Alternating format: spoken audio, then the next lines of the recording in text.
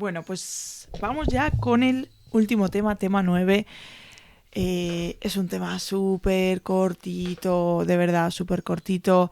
De hecho, es que estoy pensando en hacerlo de una. No sé, bueno, voy a ver, no, en función de cómo vaya. En función de cómo vaya, no sé, a ver. Quizá de unas. No, es que acaba aquí, o sea, acaba aquí. Bueno, no sé. No sé, vamos a ver. Quizá no, lo hago. Es que este no está dividido como los otros, ¿no? O sea, vamos a ver aquí el índice. No está dividido como los otros tan de una forma tan estructurada en emociones, ¿no? Entonces, a lo mejor lo hago en dos. Bueno, da igual. Sea como sea, chicos, bienvenidos al último tema de emoción. Ya. ya solo toca hacer muchos test. Hay gente que ya se ha presentado primera semana, yo voy a segunda semana, por eso estoy más relajada. Y si esto lo estás escuchando en el futuro, pues nada, que ya lo tienes casi hecho. Esa asignatura, perdón, es muy facilita, lo he dicho muchas veces. Y verdaderamente creo que es muy sencilla. Hay que entender y hay que hacer test. Y ya está. Así que venga, vamos con el tema 9. Vamos a empezar. Bueno, pues vamos a empezar con el punto 1, porque hablamos de emociones autoconscientes. Aquí lo tenemos y ya la primera es pregunta de examen. Sí que entran bastantes preguntas de este tema, pero realmente son, de verdad, yo me lo leí una vez, me puse a hacer test y las acertaba. O sea, es muy facilito, de verdad. Así que yo creo que con escucharlo y leérselo una vez vamos más que sobrados. Venga.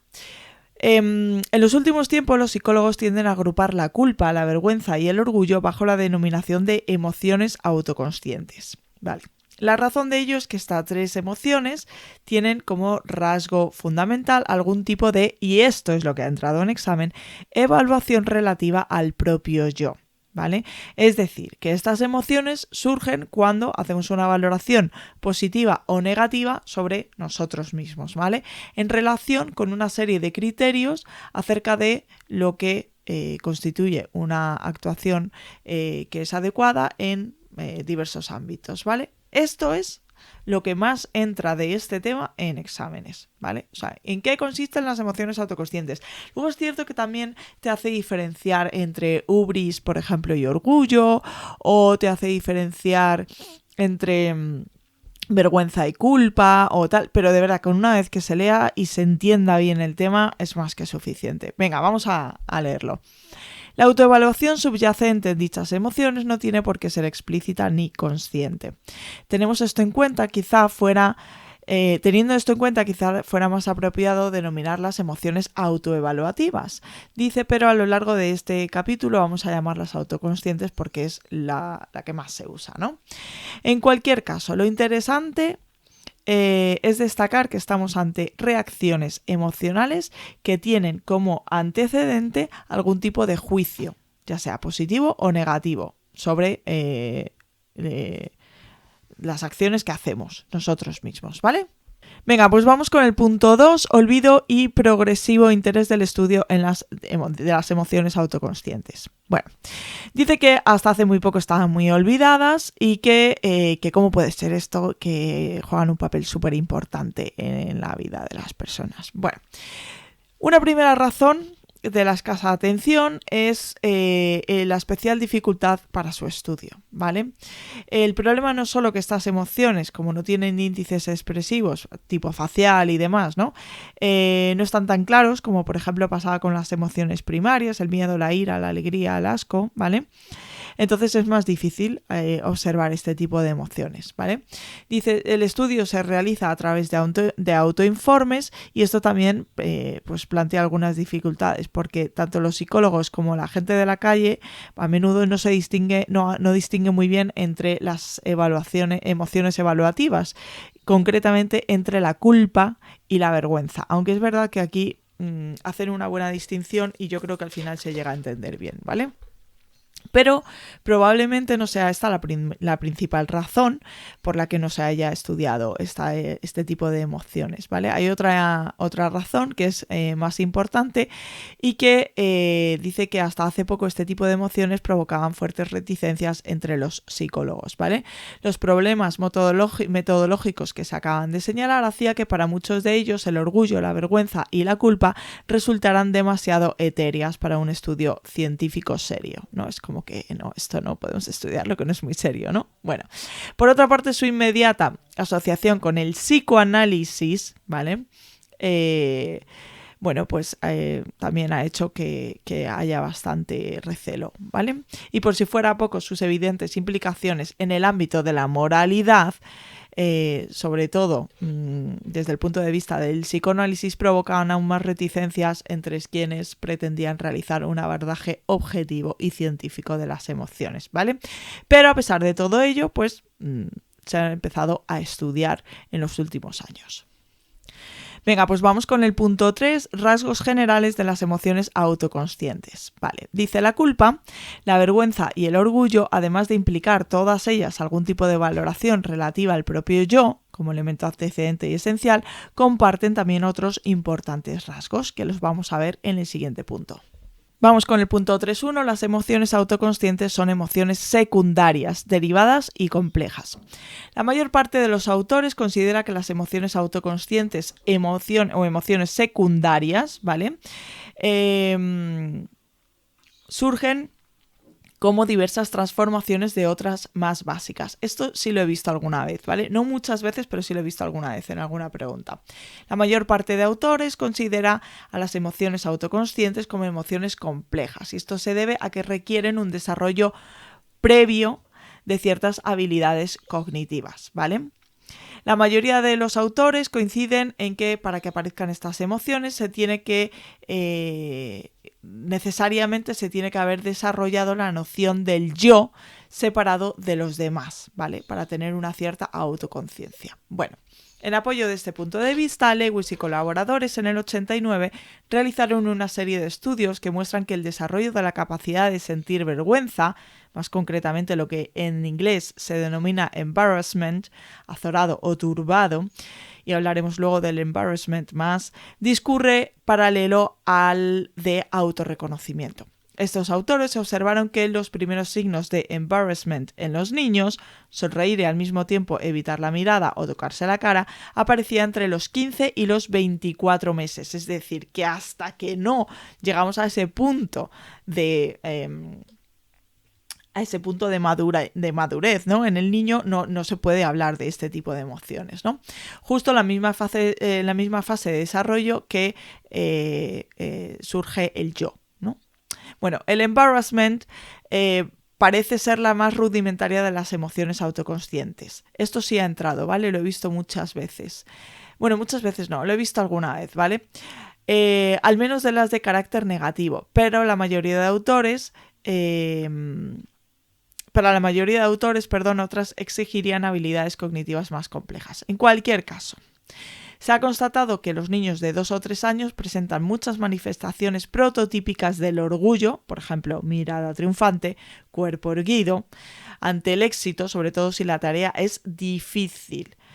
También han mostrado evidencias de vergüenza, cuerpo encogido, cabeza baja, ante el fracaso en una tarea y sobre todo si es fácil, y la culpa, intentos de reparación tras agredir a otro niño o niña. Y ello parece cuestionar los planteamientos de quienes sostienen que estas emociones requieren el desarrollo previo de habilidades cognitivas muy sofisticadas. O sea que hasta los 2-3 años no, pero después ya sí. Tampoco hace falta ser aquí Einstein para tener este tipo de emociones, dicen, ¿no? Bueno, vamos con el punto 3.2. Las emociones autoconscientes son emociones sociales y morales. Esto sí que ha entrado, ¿vale? También el hecho de que sean sociales y morales, ¿vale? Las emociones autoconscientes son también designadas por algunos autores como emociones sociales, ¿vale? Y tienen importantes aspectos interpersonales, ¿vale? Se hallan presentes en el desarrollo. El desarrollo en el niño de unos criterios acerca de lo que es correcto y lo que es incorrecto, o lo que es deseable y lo que no es deseable, es básicamente el fruto de la interiorización de los valores y normas culturales. Dicho desarrollo es también en parte resultado de la construcción del propio niño, sino que se asienta en las experiencias cotidianas del niño en sus interacciones sociales. Vale. Y esto sí que lo he visto, lo tenía aquí marcado Yeyes y yo también lo he visto muchas veces. Dice, estas emociones son también sociales, por cuanto la mayor parte de las veces surgen en contextos interpersonales. Cuidado con esto porque hay una pregunta por ahí que engaña, ¿vale? Porque con eso de que las emociones autoconscientes son una evaluación del propio yo, te pone que además también son interpersonales. Entonces tú tiendes a pensar que no, que solo intrapersonal, ¿no? O sea, de una sola persona, pero no, porque se produce en un contexto social, ¿vale? Dice, esto parece bastante claro en el caso de la vergüenza. Por último, estas emociones conllevan tendencias de acción con importantes implicaciones interpersonales. Por ejemplo, la persona que se siente culpable siente la necesidad, y esto lo he visto en pregunta de examen, siente la necesidad de reparar algún modo la falta, la necesidad de pedir disculpas y en la medida de lo posible enmendar la acción. Por otra parte, la culpa anticipada ayuda a preservar las relaciones interpersonales, al favorecer que tales acciones u omisiones no se produzcan. Bueno, las implicaciones de todo esto en el terreno moral son obvias. Junto con la empatía, estas emociones juegan un papel fundamental como elementos motivadores y controladores de la conducta moral. Esto ha entrado en examen, ¿vale? Conducta moral, elementos motivadores y controladores. Dale. Al igual que la culpa, la vergüenza actúa como un como un factor inhibidor de muchas conductas inmorales. Además, en un sentido más positivo, es obvio que muchas acciones altamente morales se llevan a cabo simplemente porque uno sentiría vergüenza de no hacerlo. Y tampoco podemos olvidar el importante papel que el orgullo tiene ante la buena acción, ¿vale? Especialmente si cuesta hacerla, ¿vale?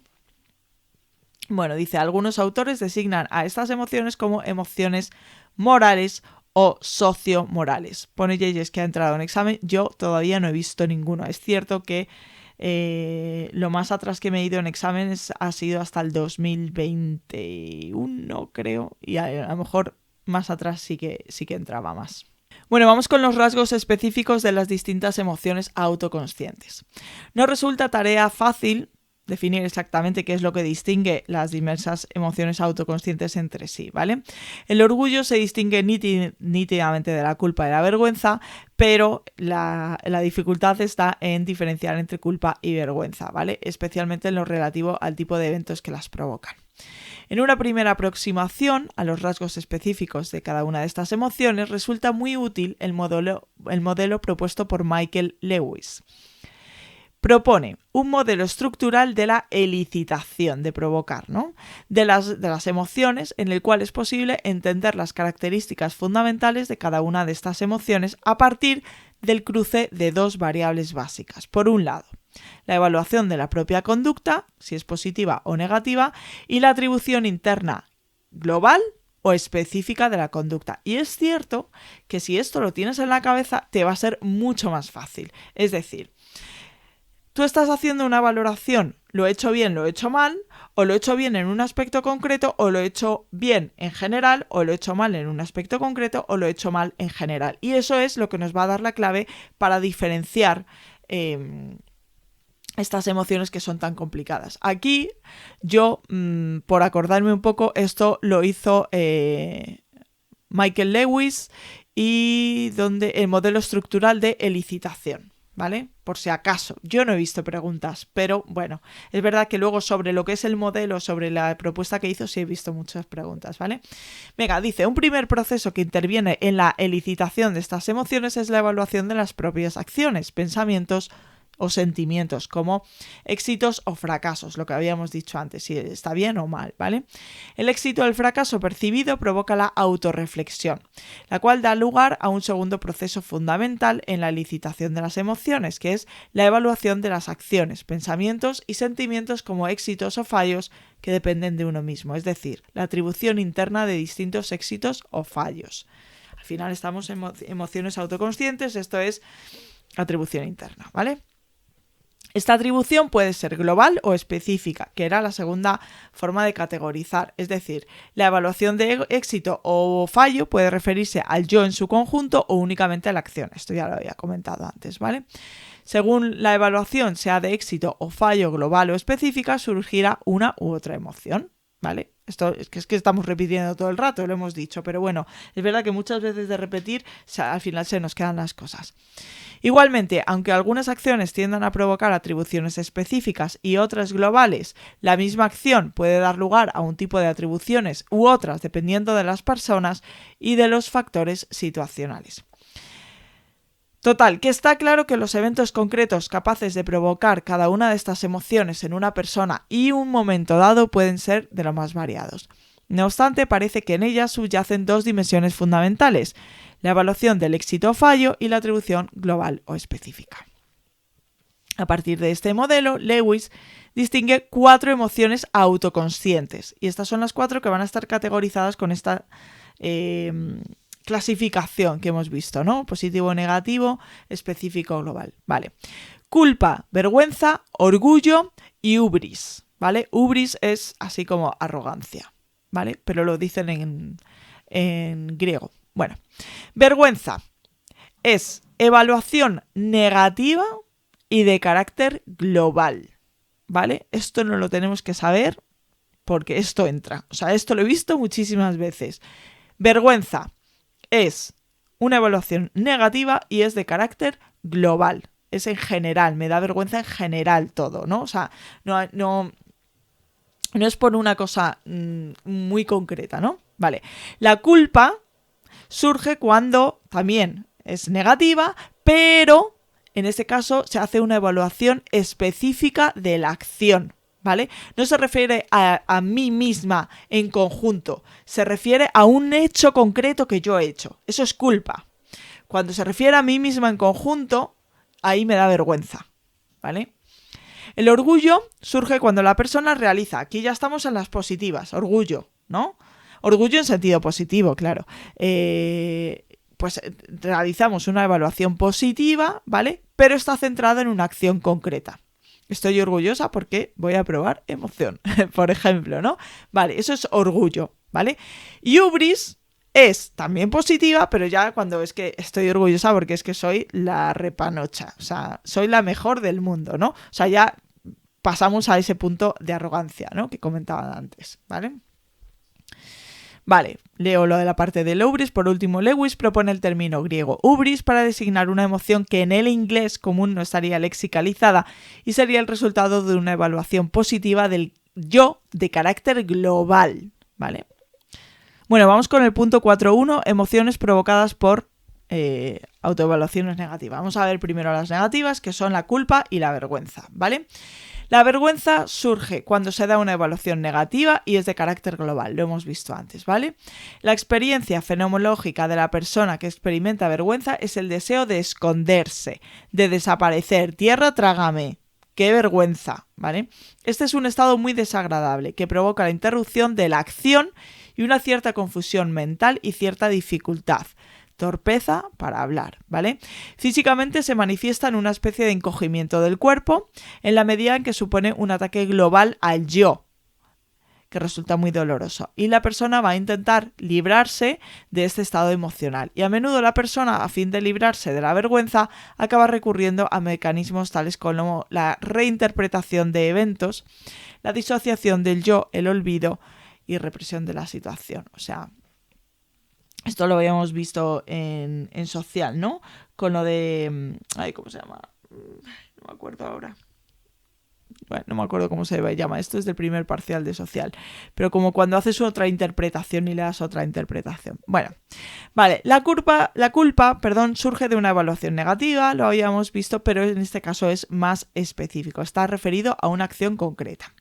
Desde el punto de vista fenomenológico, las personas que sienten culpa también sienten dolor, pero en este caso es un dolor que tiene que ver con el objeto del daño que se ha hecho o con las causas de la acción realizada.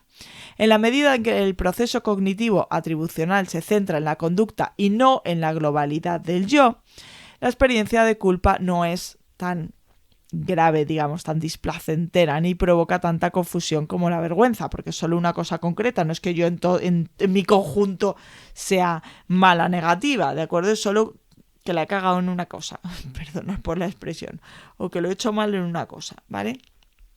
Por otra parte, la culpa tampoco lleva a la interrupción de la acción, ¿vale?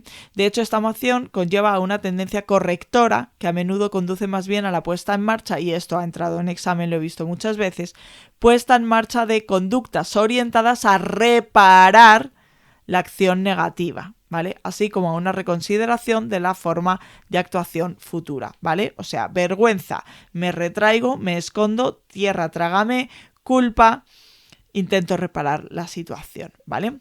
En cuanto a su expresión no verbal, mientras que la vergüenza la persona se encorva por un esfuerzo por esconderse y desaparecer, en la culpa la persona tendería más bien a moverse inquieta, ¿no? Como si se tratara de ver qué puede hacer para reparar su acción, ¿vale? Y además puede haber también rubor facial. Por último, dado que la culpa se centra en una conducta concreta, las personas pueden librarse de este estado emocional más fácilmente que cuando lo hacemos con la vergüenza, porque lo único que tenemos que hacer es, digamos, arreglar la situación, ¿vale? Bueno, en definitiva, Lewis dice que la culpa en principio posee una intensidad negativa menor y es menos autodestructiva en la medida en que implica tendencias correctoras y se revela como una emoción más útil que la vergüenza. Bueno, vamos con el punto 2, vamos ahora con las emociones autoevaluativas positivas, orgullo y hubris, ¿vale? El orgullo surge como consecuencia de la evaluación positiva, pero de una acción concreta, ¿vale? Ya lo habíamos visto. La experiencia fenomenológica de la persona que siente orgullo es por algo de alegría, de satisfacción, ¿no? Al ser un estado positivo, placentero, la persona va a tratar de reproducirlo. Entonces, de este modo, el orgullo conlleva una tendencia a la reproducción de escenas que lo suscitan. Es decir, vamos a intentar siempre conseguir esa sensación de orgullo, ¿no? O esa emoción, mejor dicho. Es una tendencia a continuar en una línea de acción que la persona evalúa como positiva, ¿vale? Digamos que el orgullo, bueno, está bien, no es malo, ¿no? Pero ahora vamos a ver el hubris.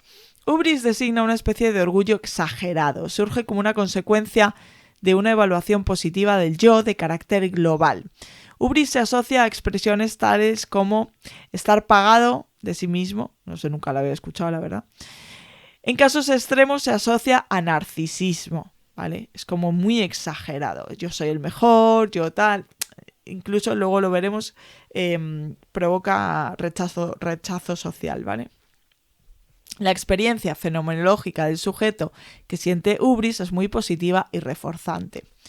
Las personas con hubris en general provocan rechazo en los demás, lo que acaba de comentar. Esto es lógico porque es una emoción conflictiva en el terreno interpersonal, ¿no? O sea, yo soy el mejor, eso quiere decir que tú eres malo, ¿no? De alguna manera. Este estado a menudo interfiere en los deseos y necesidades de los otros y es fácil que dé lugar a conflictos interpersonales. Además, dado el sentimiento de superioridad y el desdén hacia los demás asociados a esta emoción, la persona que experimenta hubris con su modo de actuar puede hacer que otras personas se sientan humilladas, por lo que habíamos comentado. Bueno, pues vamos con el punto 5 y dice, ¿estos rasgos concretos son generalizables a todas las culturas? Bueno, en un estudio comparativo de Saber, Wu y Schwartz, los autores pidieron a personas de Estados Unidos, Italia y la República Popular China que agruparan las distintas emociones por familias. Los análisis mostraron la existencia de 5 familias básicas comunes a las 3 culturas: las de ira, la tristeza, el miedo, el amor y la felicidad. Pero en los chinos aparecía una categoría básica más que los autores designaron como shame, ¿vale? Bochorno.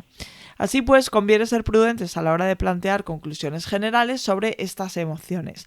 La mayor parte del corpus teórico al respecto se basa en un conjunto de estudios que en su mayoría se han realizado a través de autoinformes, con muestra de hablantes anglosajones, o sea que hay un poco de sesgo por ahí, ¿no? Y por tanto las conclusiones de los mismos quizá no sean totalmente válidas en otras culturas y en concreto en la nuestra. Bueno, pues vamos con el punto 6, cuestiones a debate en la actualidad, ¿vale? Sobre las diferencias entre la culpa y la vergüenza, en concreto se ha dado un amplio debate que aún sigue abierto, ¿vale? Y vamos a ver aquí incluso dos más que están ahí como muy vinculadas a vergüenza y culpa. Venga, 6.1, sobre la culpa y la vergüenza. Tanto entre los psicólogos como entre la gente común, los términos culpa y vergüenza muchas veces se relacionan con un mismo tipo de eventos o situaciones, ¿no? Ello parece indicar que estas dos emociones se encuentran muy próximas entre sí, pero al mismo tiempo la propia experiencia cotidiana nos dice que tanto lo que nos provoca una y otra emoción como la experiencia subjetiva de cada una de ellas es muy diferente. Entonces, vamos a ver en qué se diferencian la culpa y la vergüenza. Vale, existen tres posiciones fundamentales, ¿vale?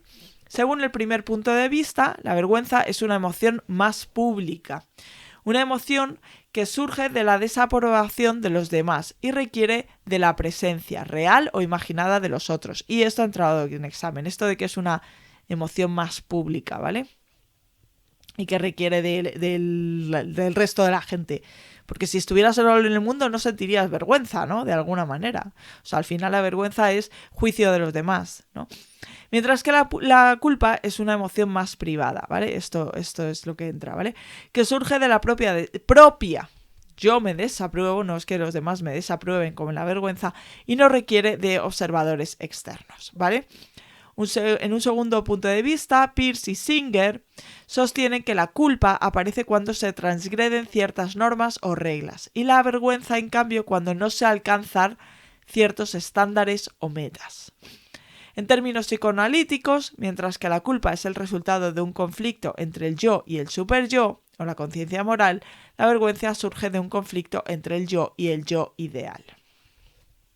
Bueno, las dos posiciones anteriores coinciden en que lo determinante es el tipo de evento antecedente, ¿vale? O sea, lo importante para diferenciar es qué es lo que ha ocurrido, si es global o es específico. Es que a mí eso es lo que más fácil me parece. Pero bueno, hay un tercer punto de vista defendido especialmente por Tangney que diferencia la culpa y la vergüenza y dice que no es tanto el evento antecedente como el modo en que la persona interpreta sus transgresiones o fallos. Mientras que en la experiencia de vergüenza el foco de atención de la persona es el self, yo, esa persona horrible, y el de la culpa lo es en la conducta. Yo hice esa cosa horrible, no es que yo sea horrible, ¿no? Bueno, lo que venimos contando, ¿vale? Tangney se ha convertido hoy en día en el punto de vista dominante entre los investigadores de este campo. Asimismo, un ambicioso estudio realizado por Walbot y Scherer, en el que se comparan las experiencias de vergüenza y de culpa en una muestra de 2.921 personas de 37 países, apoya las otras dos propuestas. En dicho estudio, el análisis de las diferencias entre la culpa y la vergüenza en el conjunto de la muestra dijo que la vergüenza a menudo es provocada por factores externos y la culpa es una experiencia emocional más interna. Vale, lo habíamos visto. Y por otro lado, que la vergüenza se asocia al fracaso en el logro de metas y la culpa se asocia a la transgresión de normas, ¿vale? Bueno, pues vamos a ver implicaciones de la culpa y la vergüenza en el ámbito interpersonal. Un aspecto en el que las diferencias entre la culpa y la vergüenza están más claras es el de sus tendencias a la acción y consiguientemente sus implicaciones interpersonales. La vergüenza provoca el deseo de escapar de la situación, de desaparecer, ya lo habíamos visto. Y la culpa mantiene a la persona ligada a la situación interpersonal, señalándole el camino hacia la reparación, ¿vale? Más que respuestas de evitación, los sentimientos de culpa provocan deseos de confesar, de pedir perdón, de reparar el daño hecho y actuar de otro modo en el futuro. Teniendo esto en cuenta, se suele considerar que la culpa constituye una emoción más positiva, esto lo he visto en pregunta de examen, y con un mayor valor moral que la vergüenza. Bueno, dice, junto a las diferentes tendencias de acción señaladas, esto de tendencias de acción también lo he visto. O sea, ¿en qué se diferencia la tal no sé qué? En que tienen diferentes tendencias de acción, ¿vale? O sea, esto lo he visto mucho, las tendencias de acción. Es decir, cómo te comportas ante, ¿no? cada una de las emociones. Dos conjuntos de datos sugieren que los sentimientos de la culpa son más positivos en el ámbito interpersonal. En primer lugar, diversos estudios muestran que la culpa, tanto la culpa rasgo o disposicional como la culpa estado o situacional, tienden a asociarse con la empatía. En efecto, se ha constatado que las personas tendentes a sentir culpa suelen ser personas bastante empáticas, mientras que las tendentes a la vergüenza ante el sufrimiento ajeno son poco propensas a experimentar empatía centrada en el otro y en cambio tienden a experimentar malestar personal, ¿vale? Esto de la culpa como rasgo o culpa estado lo he visto alguna vez, ¿vale? Esta estrecha relación entre empatía y culpa es consistente con los planteamientos de Hoffman, que sostiene que la culpa interpersonal surge de la conjunción de la reacción empática ante el sufrimiento ajeno y la conciencia de ser el agente causal de dicho sufrimiento. Tangney dice que la vergüenza, al focalizarse en el yo en su conjunto, deja poco espacio para la atención al sufrimiento ajeno.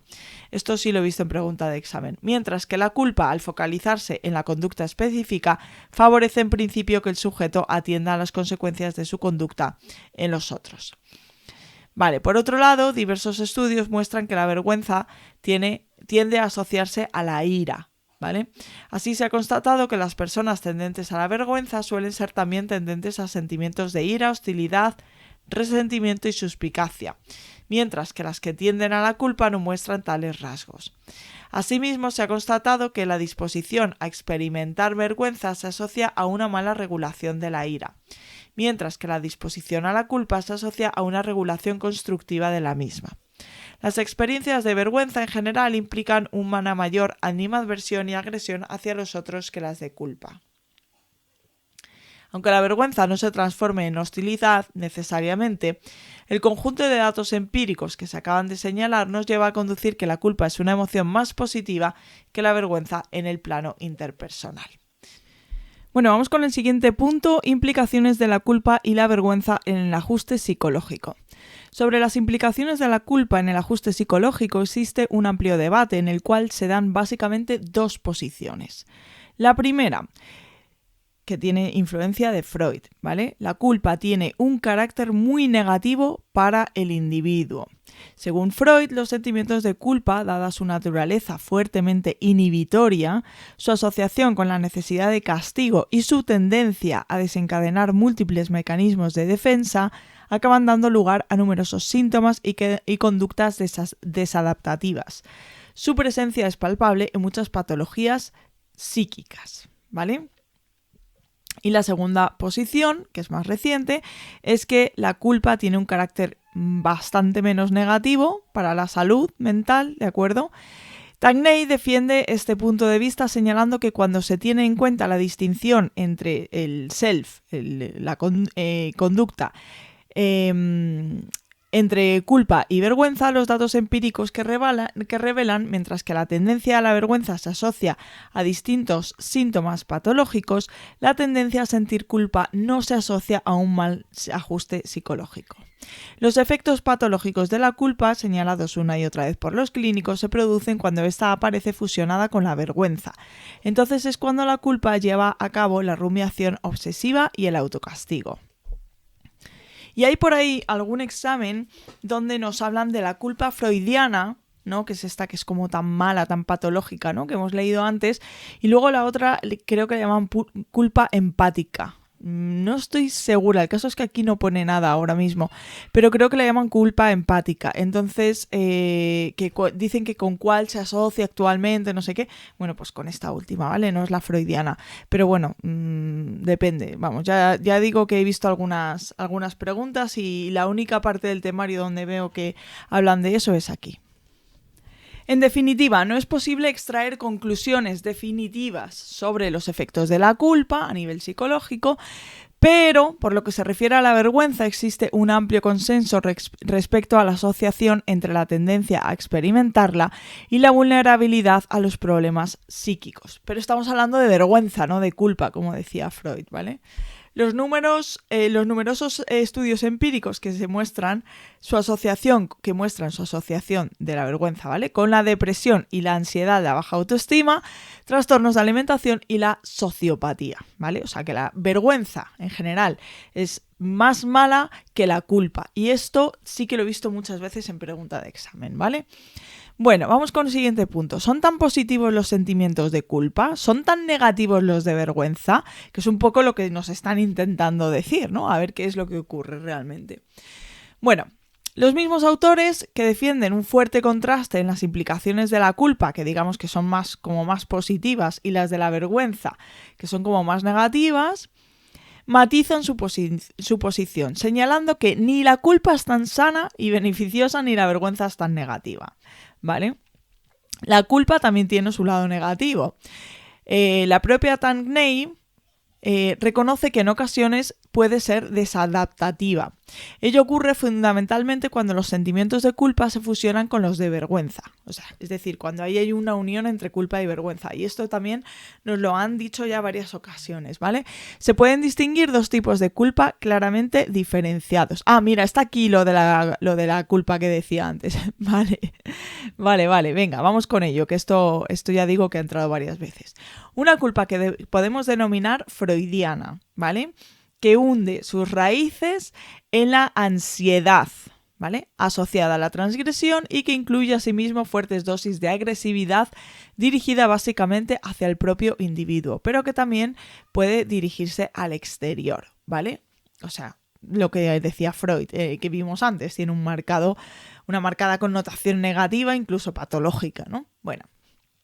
Y luego hay una culpa más empática, efectivamente, en la línea de la culpa depresiva postulada por Klein, ¿vale?, frente a la culpa persecutoria, que es muy similar a la culpa persecutoria es muy similar a la freudiana, y a la culpa interpersonal, estudiada por Hoffman, ¿vale? Entonces, ¿qué le pasa a esta culpa empática? Es una culpa que surge cuando la persona siente empáticamente el dolor ajeno y se percibe como el agente causal de dicho dolor. Bueno, dicho con otras palabras, es una culpa porque sientes que le has hecho daño a la otra persona y además eres consciente de que es tu culpa, o sea, que lo has hecho tú, que tú has sido el causante de ese dolor de la otra persona, ¿vale? Eso sería la culpa empática, ¿vale? Bueno, hoy en día, entre los investigadores de este campo, cuando se habla de la culpa, tiende a entenderse el tipo de culpa asociado a la empatía. Esta culpa implica una tendencia a la reparación de la acción y de este modo resulta esencial esto de reparación de la acción. Esta parte de reparación de la acción es muy importante, ¿vale? Porque generalmente siempre en los exámenes que he visto nos hablan de esto, ¿no? De que la culpa al final lleva a reparar, y llevamos prácticamente todo el tema hablando de este tema, ¿vale? Bueno, resulta esencial en el restablecimiento de las relaciones interpersonales que han podido resultar dañadas a consecuencia de la acción del sujeto. Cuando se experimenta de forma anticipada, puede evitar que tales daños en las relaciones interpersonales se produzcan. En definitiva, es una respuesta emocional con efectos muy positivos en el plano interpersonal, porque al final tú lo que quieres es reparar, o sea que es beneficioso para las relaciones, ¿vale? Y que más allá del malestar que supone su experiencia, no tiene ningún efecto negativo en el individuo. Sin embargo, existe un tipo de culpa muy diferente, que es la culpa freudiana, ¿vale?, que es de carácter más ansioso-agresivo y de efectos mucho más negativos tanto en el plano interpersonal, porque llegas a ser agresivo, como en el individual, porque esa agresión no solo es contigo misma, sino también es con el exterior, o mejor dicho, no solo es con el exterior, sino que también es contigo mismo, ¿vale? A esta culpa ansioso-agresiva se refería obviamente Freud al sostener que la culpa tiene efectos perniciosos en la salud psíquica del individuo. Este tipo de culpa sin duda los tiene, ¿vale? Bueno. Pero los efectos negativos de esta culpa no se limitan al individuo. Si bien Freud pensaba que los sentimientos de culpa eran de gran valor en el ámbito social, él mismo y tras él muchos otros autores han insistido una y otra vez en los efectos negativos de esta culpa en el ámbito social. De la misma forma que la defensa contra la vergüenza puede provocar sentimientos de hostilidad hacia los demás, la experiencia de culpa freudiana, la patológica, a través de mecanismos proyectivos, a menudo da lugar a la culpabilización de los otros y a la agresión contra los demás. Este proceso, que constituye un elemento perturbador de las relaciones interpersonales, ¿vale? Bueno, por otra parte, como han subrayado especialmente Fromm, los sentimientos de culpa favorecen el sometimiento del sujeto a las demandas de los demás. Esto lo he visto también, ¿vale? O sea, los sentimientos de culpa favorecen. De hecho, la pregunta era, ¿cuál de las siguientes emociones favorece el sometimiento del sujeto a las demandas de los demás? ¿La vergüenza o la culpa? Y es la culpa. Además, creo que la fallé. Vale. O tristeza, ¿te lo ponen con tristeza o culpa? Creo. Ay, ahora no recuerdo. Bueno, a ver si me da tiempo y hacemos uno de preguntas de examen. Hacemos un vídeo. Bueno, los sentimientos de culpa favorecen el sometimiento del sujeto a las demandas de los demás, en especial a las demandas de autoridad, presentándose así la manipulación del individuo en los diversos ámbitos. Bueno, en cuanto a la vergüenza, hay que matizar que no todo en ella es desadaptativo. La vergüenza tiene también aspectos positivos. Los sentimientos de vergüenza poseen también una importante función autorreguladora, ya que ayudan a las personas a evitar muchas transgresiones y conductas inapropiadas. La vergüenza protege contra la conducta inconveniente, esto también lo he visto en examen, ¿vale? Y en tal sentido es adaptativa, aunque en caso de exceso, deficiencia o pobre regulación puede resultar desadaptativa, ¿vale? Pero bueno, que tiene ahí también su lado positivo, y es que de alguna manera te inhibe de hacer cosas que a lo mejor no están bien vistas socialmente y que sabes que te van a llevar a una conducta inconveniente, ¿no? Como nos están diciendo. Bueno, ambas emociones, vergüenza y culpa, juegan un papel importante en el desarrollo del yo. Bueno, pues vamos con el punto 6.2 sobre el embarrassment, ¿vale? Como se ha señalado, dentro de lo que en castellano solemos designar habitualmente como vergüenza, los anglosajones distinguen entre shame y embarrassment, ¿vale? Entonces, ¿es diferente el término embarrassment al término shame? Aunque los dos en español al final se traduzcan como vergüenza. Bueno, la mayoría de los autores piensa que shame y embarrassment constituyen dos emociones diferentes. Pero, ¿cuáles son las diferencias? Vale. La mayor parte de los autores considera que la diferencia está en la intensidad del afecto y la gravedad de la acción. Shame se considera con mayor intensidad y además ocurre cuando la has liado pero muy parda, o sea, con fallos más serios, ¿vale? Y muchas veces ante transgresiones de carácter moral. Esto lo he visto en examen, ¿vale? Transgresiones de carácter moral, hablando de shame, ¿vale? Pero no ocurre en el caso de embarrassment, ¿vale? Que tiende a aparecer en transgresiones sociales o meteduras de pata relativamente triviales, ¿vale? Bueno, otros autores señalan que shame se asocia a la percepción de deficiencias en el yo esencial, mientras que embarrassment se asocia a la percepción de deficiencias en el yo tal como se presenta en el exterior. Por último, hay otros autores que plantean que estas dos emociones difieren en su expresión corporal. Las personas que experimentan embarrassment no muestran las expresiones corporales de alguien que quisiera esconderse. Más bien muestran movimientos corporales ambivalentes de aproximación y evitación con respecto a los otros. En el terreno empírico, los estudios realizados para analizar las diferencias entre shame y embarrassment sugieren que una y otra reacción emocional difieren bastante entre sí. En comparación con las experiencias de embarrassment, las de shame eran más intensas, más dolorosas e implicaban una mayor sensación de transgresión moral. Implicaban también una mayor sensación de responsabilidad. Las experiencias de embarrassment, en cambio, resultaban en general más divertidas, ocurrían más de repente e implicaban una mayor sensación de sorpresa. Además, se acompañaban con cambios fisiológicos, por ejemplo, el rubor, ¿no? O sea, que te ponerse rojo, vamos. Y una mayor sensación de exposición a los demás. Y esto sí que lo he visto muchas veces en examen. Es decir, que te preguntan cuál es la diferencia entre las dos, ¿vale? O que te ponen un caso y que a qué se corresponde más, si a shame o a embarrassment. Bueno, vamos a ver ahora rasgos fundamentales del embarrassment. En cuanto al tipo de eventos que la provocan, puede decirse que el embarrassment constituye la más social de todas las emociones autoconscientes. Y esto me lo he encontrado un montón de veces. Embarrassment es la más social de todas las emociones autoconscientes, ¿vale?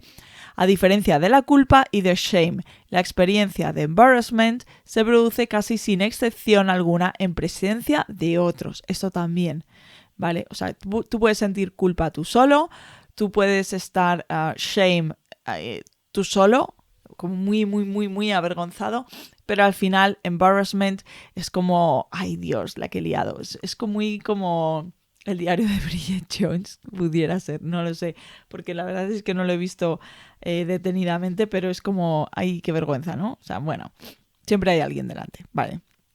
Aunque, como acabamos de ver, no existe consenso respecto a lo que provoca embarrassment. Existe bastante acuerdo en cuanto a las funciones de esta emoción. Son muchos los autores que coinciden en que esta reacción emocional tiene una importante función social al servir como señal de apaciguamiento a los otros. Las respuestas no verbales que aparecen cuando se experimenta embarrassment, rubor facial, sonrisa, actúan como señales que comunican a los demás que en realidad se comparten las reglas sociales, aunque en ese momento haya resultado algo trastocadas. Vale. Bueno, pues vamos ya con el punto 6.3 y vamos a hablar sobre el orgullo, ¿vale? Dice, el orgullo surge cuando la persona valora positivamente su conducta en relación con unos estándares, unas normas o unas metas. Al ser una experiencia emocional altamente reforzante, va a favorecer futuras condiciones similares, además de fortalecer la propia autoestima. El orgullo cumple de este modo con una función muy importante tanto en la orientación de la conducta como en el desarrollo psicológico de la persona y de su bienestar subjetivo. Vale. ¿Existen otras emociones provocadas por autoevaluaciones que sean positivas? Dice, habitualmente solo se habla de una emoción provocada por autoevaluaciones que sean positivas, que es el orgullo. Y no cabe ninguna más. Y entonces dice que hay varios autores que consideran que sí. Vale, como hemos visto en el apartado anterior, Lewis en el 2000 propone distinguir entre orgullo y hubris en función de que la atribución de éxito sea específica, referida a la conducta, o global, si está referida al yo en su conjunto, que en ese caso estaríamos hablando de hubris, ¿vale? Otros autores han hecho observaciones en la misma línea. Así, Tangney sostiene un planteamiento muy similar cuando sugiere que existirían dos tipos de orgullo, paralelos a la distinción del self-conducta, que se da entre vergüenza y culpa, ¿vale? El orgullo relativo al self u orgullo alfa y el orgullo relativo a la conducta y orgullo beta. Y esto del orgullo alfa y orgullo beta también lo he visto en preguntas de examen, ¿vale? No mucho, pero sí que he visto alguna por ahí, ¿vale? O sea, es equiparar el orgullo que es como por un hecho puntual, lo equipara a la culpa, porque era sobre una conducta, sobre un hecho puntual, y luego estaría el hubris y la vergüenza, que es en general, que es sobre el self, que es sobre el yo, ¿no?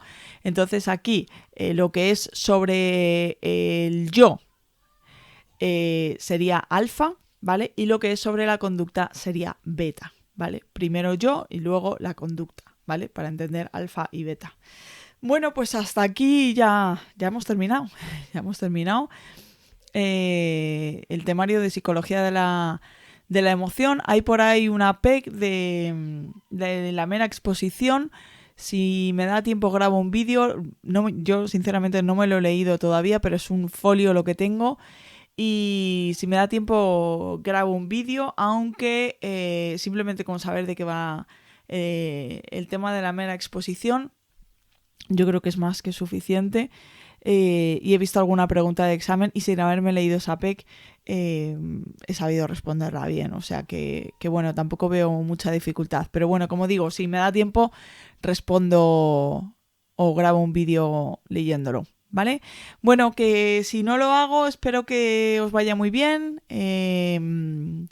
Mucha suerte a todos y nos vemos en el próximo vídeo o en la próxima asignatura. ¡Chao!